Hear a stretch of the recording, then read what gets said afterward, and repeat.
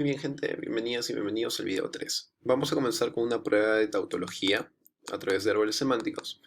Y este ejercicio lo he descompuesto en, digamos, varias partes, pero en verdad la manera en que debería verse finalmente el ejercicio es esta de acá, el que está con unas subrayaditas finales, no resaltaditas. A ver, es para que ustedes lo entendieran en nivel más abstracto, ¿no? Digo, como es más abstracto, quería que lo vieran más detalladamente. Entonces, a ver, primero, si estamos probando si esta fórmula es tautológica, la hipótesis que según el cuadro de arriba teníamos que utilizar es de falsedad, ¿sí? Tenemos que ver qué pasa si es que asumimos que esta fórmula es falsa. Si asumimos que esta fórmula es falsa y se deducen puras contradicciones a partir de esa asunción, rechazaremos que esta fórmula puede ser falsa y diremos que es tautológica. Pero si queda al menos una rama abierta, aceptaremos que puede ser falsa y no será tautológica. Entonces, lo primero que hacemos es poner esa hipótesis y decir, este es nuestro primer paso, y sentamos el número. La numeración es fundamental. Entonces, sentamos la hipótesis y le ponemos el número 1. Y luego comienza la segunda parte de nuestro proceso, que es hacer la deducción a través de las reglas que tenemos de deducción de valores lineales y bifurcados. Ok, entonces veamos qué pasa. Por ejemplo, tenemos aquí que la fórmula es falsa y vemos qué operador principal tiene para ver exactamente qué tipo de qué regla podemos aplicar, de 1 a 10. Esa es una fórmula condicional, ¿no? Vemos que el condicional es el operador principal. Y si es falso el condicional, se deduce por la regla número 5, falso condicional, verdadera la primera y falsa la segunda linealmente. Entonces tenemos verdadera la primera subfórmula, ¿sí? Y falsa la segunda subfórmula.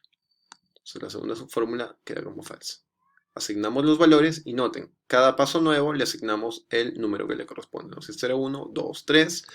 Y miren aquí al costado, que al costado agregamos números. Este número, entre corchetes, tenemos que agregarlo y decir o poner el número del cual ha sido deducido este valor con esta fórmula, ¿no? Esta subfórmula ha sido deducida de esta número 1 y el valor ha sido deducido de este valor asignado a esa fórmula. Entonces tenemos que consignar eso. Y como esta también salió de ella, le ponemos número 1 también. Último detalle.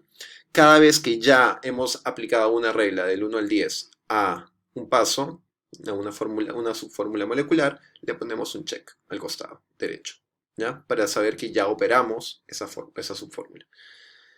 Solamente así vamos a poder estar conscientes de que nos quedan o no nos quedan en cada rama fórmulas o subfórmulas para desarrollar, ¿no? Eso. Ahora, sabiendo que ya hicimos correctamente el primer paso, nos quedan todavía dos subfórmulas que son moleculares y todavía podemos aplicarles las reglas del 1 al 10 para deducir valores de ellas, ¿sí? Ah, Hay ciertos tips que les voy a dar más adelante para ver qué subfórmulas deberíamos desarrollar antes que otras, pero en este primer ejercicio quiero que sigamos el mismo, simplemente la numeración sugerida, ¿ya? Especialmente porque en este ejercicio no se genera ninguna duda de cuál debería ser o tener primera prioridad para desarrollarse de las fórmulas. Entonces, por ejemplo, la 2, que es la verdad de una negación, porque ese es el operador principal. Si sabemos que hay una negación verdadera, diremos que de ello se deduce que la fórmula sin la negación será falsa, ¿no? Y ella viene de 2, se consigue el número 2 y se le pone el check al paso 2, ¿no? Porque ya se utilizó. Luego vemos que el paso 3 era la falsedad de una disyunción. Y eso también, según la regla 4, simplemente amerita un desarrollo lineal y por lo tanto se ponen los pasos 5 y 6 debajo. Y eso significa que es falsa la primera fórmula, negación de P, y falsa la segunda fórmula, negación de Q, y ambas vienen de haberse deducido de 3, ¿no? Y a 3 se le pone entonces el check también. Bien, ahora tenemos tres fórmulas y tenemos que decidir cuál de ellas operar primero. Y aquí sí les puedo dar un primer tip. El primer tip es este. Siempre procuremos aplicar reglas que, que son las del 1 al 5 primero. Si se puede aplicar las reglas del 1 al 5 a algunas de las fórmulas que nos falta operar, apliquemos primero esas fórmulas, esas reglas a esas fórmulas. Solamente después apliquemos las reglas 6 a 10. ¿Ya? Entonces, en otras palabras, estoy diciendo que primero optemos por aplicar reglas que solamente van a darnos un desarrollo lineal, no por las que bifurcan. Las que bifurcan siempre dejémosla para el final, ¿ya? Entonces vamos a ver que aquí la falsedad de una conjunción, para desarrollarla, tendríamos que aplicarle la regla 6, ¿no? Que bifurca. En cambio, para desarrollar la falsedad de una negación, tengo que aplicar simplemente la regla 2, ¿no? Y entonces me conviene desarrollar primero 5 y 6. Entonces desarrollo 5 y 6, ¿no? Y salen los pasos 7 y 8. 7 sale de 5, 8 sale de 6. Y eran falsas las negaciones, se convierten en verdaderas la fórmula sin la negación. Dense cuenta que aquí ya tenemos fórmulas atómicas, entonces ya no vamos a poder operar estas fórmulas a través de deducción. Esto simplemente se va a quedar ahí y ya ni siquiera vamos a poner checks aquí al costado porque tampoco vamos a poder operar más. Simplemente las fórmulas moleculares que ya han sido operadas son las que tienen checks. Las que son atómicas nunca van a tener checks al lado derecho. Listo, entonces por último, la única fórmula que nos queda por operar es la 4, que habíamos dejado para el final porque ameritaba la aplicación de la regla 6 que bifurca, ¿no? Entonces decimos, ¿cuándo es falsa una conjunción? O cuando el primero es falso y asumimos ese camino primero, o cuando el primero es falso, son 8, 9, o cuando el segundo es falso, el segundo es Q, es falso. Y claro, eso también viene de 4 al igual que 9, pero se pone en otra línea, porque es otra, digamos, una bifurcación de mi hipótesis, ¿no?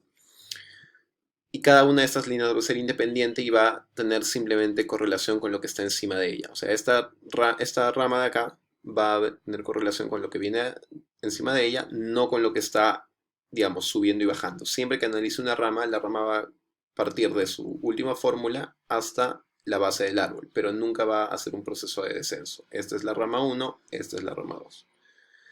Al revisar los valores entonces de esta última rama, de estas ramas, vamos a ver algo, ¿no? Por ejemplo, vamos a ver que aquí teníamos el valor de verdadero P y aquí tenemos el valor de falso P.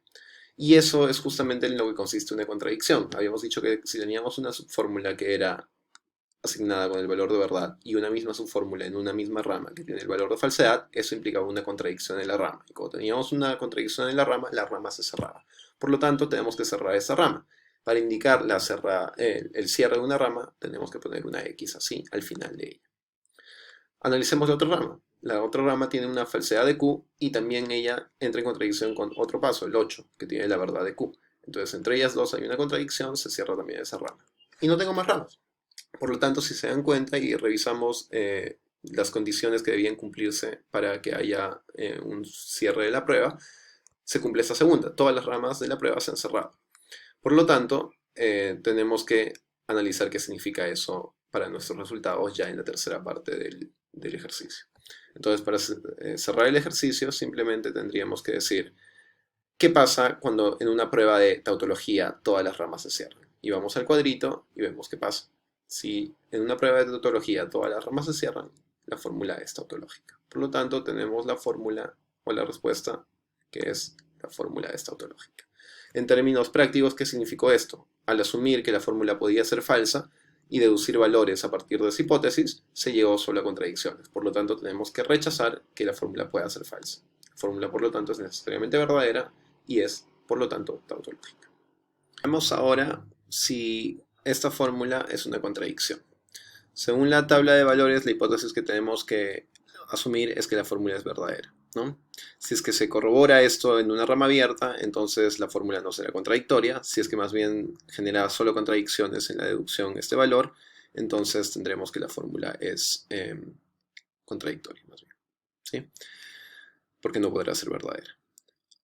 Ahora ya vamos a hacer el ejercicio de manera directa. Voy a borrar un rato estos pasos para poder trabajar siguiendo cómo sería, digamos, resolverlo en vivo, ¿no? Entonces, el primer paso era verdad la negación, porque ese es el operador principal de la fórmula. Y aplicando la regla número 1, eso significa que es falso la fórmula sin la negación, ¿no? Eso viene de 1, yo le pongo el check a esta fórmula. Ahora, de la falsedad de la condicional, aplico la regla 5 que me dice que cuando es falso el condicional, el antecedente es verdadero y el consecuente es falso. Y entonces tengo estos dos valores que vienen de 2 y tienen el valor verdadero o falso, ¿sí? Viniendo de 2. Y le pongo este check acá. Ahora, de estas dos, como esta se resuelve por la regla número 3, verdadera conjunción, y esta falsa negación por la regla número 2, cualquiera de las dos podría elegirla primero. En este caso elegiré la 3 porque simplemente viene en primer orden, ¿no? Viene ella antes que la 4. Entonces, verdadera conjunción me dará verdaderos ambos conjuntos, o conjuntivos más bien, y tengo verdadera ella y verdadera esta, viniendo de 3 ambas. Pongo el check aquí, ¿no? Y luego opero 4, falsa la negación, se convertirá en verdadera la fórmula afirmada sin la negación. Y claro, viene de 4 y consigno el número de cuál viene, 4. Ahora sí, tenemos que decidir cuál operar, o 5 o 7. Las dos bifurcan. Sin embargo, elijo la 5, ¿por qué? Porque otro tip que por el cual debemos optar es elijamos siempre las fórmulas que intuitivamente nos van a permitir cerrar alguna rama. Si sabemos que esta regla, que es la número, me parece que es la número 7, a ver, vamos a ver. La de verdadero condicional, la 8. Dice que el antecedente o es falso o el consecuente es verdadero para eh, aplicar la regla 8 a fórmulas condicionales verdaderas. Entonces veamos que en este caso, al aplicar esa regla 8 al paso 5, me dará falso P aquí y verdadera esta fórmula acá. Si me da falso P en este lado, eso se va a contradecir con verdadero P y mi rama se va a cerrar inmediatamente. Entonces el segundo tip es siempre que yo vea que una fórmula como esta, en este caso, me va a cerrar una rama inmediatamente, opto por ella. ¿Por qué? Porque la comparo con esta otra que también va a venir va a meritar una aplicación de las reglas 6 a 10, ¿no? En este caso va a ser la número 9. Me va a salir verdadero Q, verdadero R, y por otro lado falso Q, falso R, y ninguna de ellas me cierra inmediatamente el árbol. Por lo tanto, opto por esta, ¿no? Y justamente esos son los valores que están acá.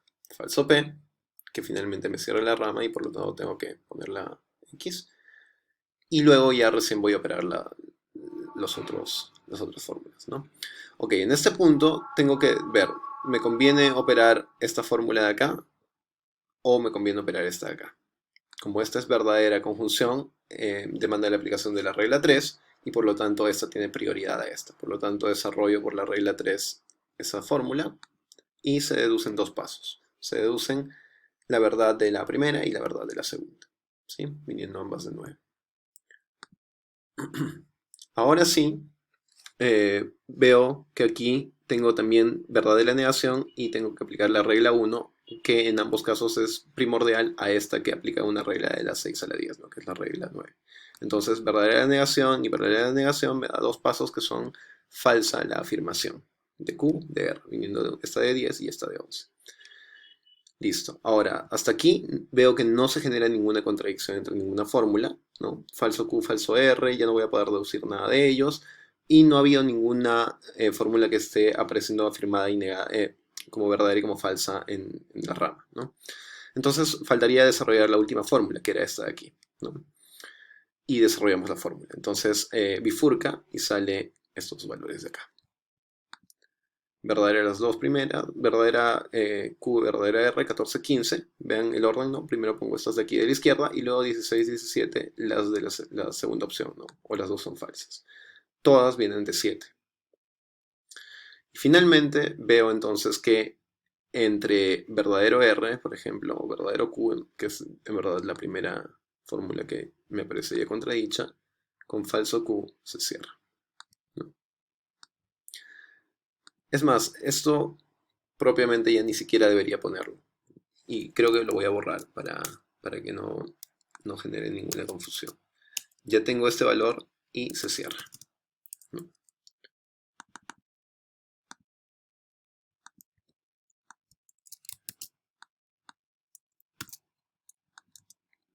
Y acá tengo falso Q, falso R y no se cierra más bien, ¿no? Aquí serían 15 y 16. Sí, listo. He hecho esta modificación porque, claro, apenas yo consigné el paso 14 aquí, ya se generó la contradicción con el paso 12. Eso lo podemos ver cuando mejor lo pongo de este color. Sí. Verdadero con falso se contradice, ¿no? Ya no es necesario poner el siguiente paso que da verdad, la verdadera. Y en cambio aquí sí, porque el falso Q no genera contradicción, falso R tampoco genera contradicción, y finalmente como ya no hay ninguna fórmula molecular que desarrollar, se queda ahí la fórmula.